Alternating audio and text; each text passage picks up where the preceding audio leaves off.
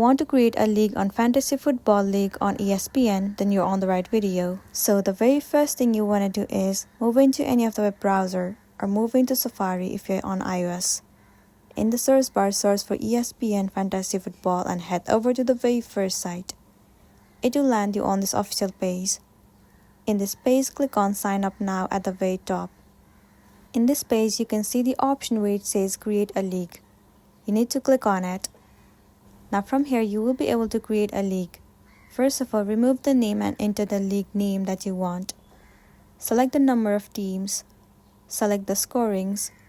And once done, you need to click on Create League. Now wait for a few minutes. And there you go. Your league has been created on Fantasy Football League on ESPN. So this is simply how you can create a league. If this video really helped you, give it a like and check out our next tutorial. Thank you.